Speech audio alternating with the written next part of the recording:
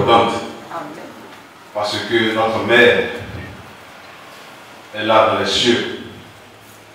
Elle est élevée. Mes frères et sœurs, c'est un jour de joie pour nous. Nous allons dire merci au Seigneur pour tous ses bienfaits dans nos vies. Au nom du Père et du Fils et du Saint-Esprit. Amen. La grâce de Jésus notre Seigneur, l'amour de Dieu le Père et la communion de l'Esprit Saint soient toujours avec vous. Et avec votre esprit. Je le disais au début, ce n'est plus un secret pour personne. Le 15 août de chaque année, nous célébrons la solennité de l'Assomption de la Vierge Marie, la Mère du Seigneur, la Reine du ciel. Encore catéchumènes, frères et sœurs, lorsque l'animateur ou le catéchiste nous demandait qu'est-ce que l'Assomption? Ou bien, que signifie pour vous la fête de l'Assomption? Je me rappelle, nous répondions en chœur et à l'unisson, c'est la montée de la Vierge Marie au ciel. L'Assomption, c'est la montée du Seigneur Jésus au ciel. L'Assomption, c'est la montée de la Vierge Marie au ciel. Voilà comment est-ce que tout gamin, tout petit, nous répondions. Mais nous le disions comme ça, de façon machinale, en pensant surtout à la fête de l'Ascension. Et cela, au fond, n'était pas faux. Cela n'était pas faux dans le fond. En effet, la fête de la Vierge Marie, enlevée et élevée dans la gloire du ciel que la tradition catholique nomme Assomption, est comme la correspondance de la fête de l'Ascension, qui signifie la montée au ciel de notre Seigneur Jésus-Christ. Si nous faisons une correspondance entre la fête de l'Ascension de notre Seigneur Jésus-Christ et celle de l'Assomption que nous célébrons ce jour de la Vierge Marie, ce n'est pas fortuit, ce n'est pas gratuit. Si nous tenons tellement à cela, c'est dire que ces deux fêtes ont quand même quelques points en commun. Même si les Ivoiriens vont vous dire, comparaison n'est pas raison. Les Ivoiriens disent, mon père, là, le frère me dit que comparaison, ça ne tient pas, hein. C'est ça. Mais ça va tenir. Aujourd'hui, là, souvent, ça va tenir.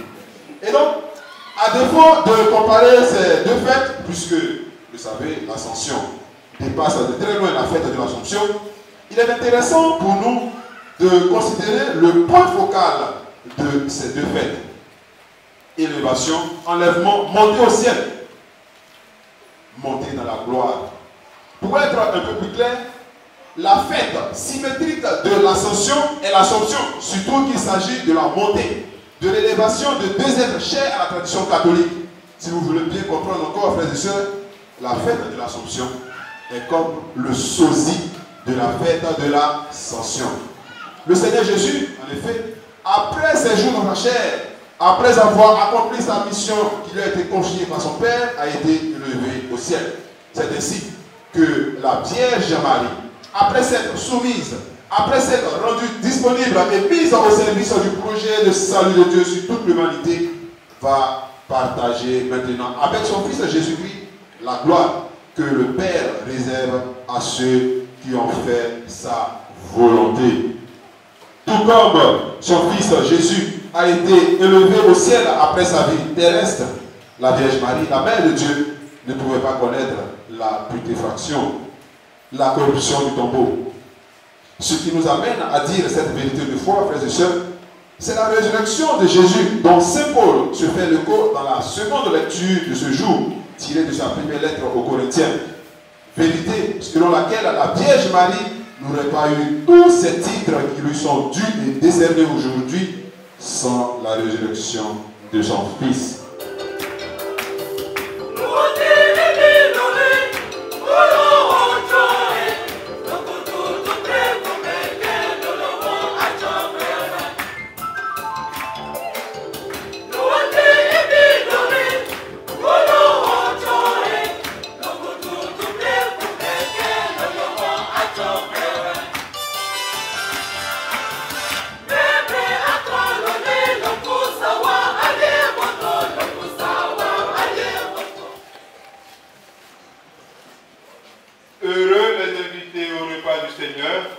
Voici l'agneau de Dieu qui enlève le péché du monde.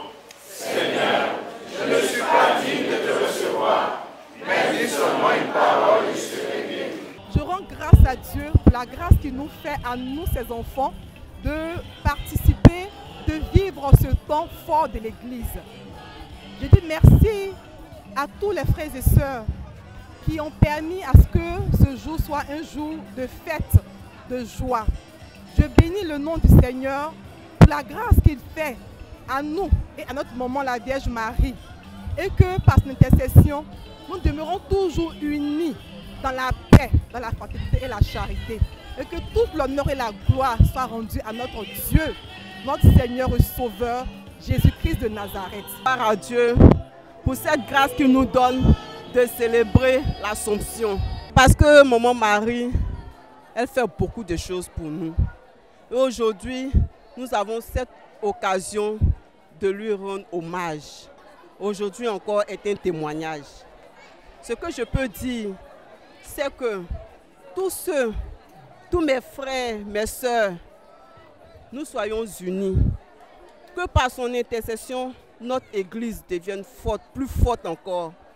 Et qu'elle soit toujours à nos côtés pour nous conduire dans les pas du Christ. L'Assomption, comme nous le savons tous, c'est l'élévation de la Vierge Marie.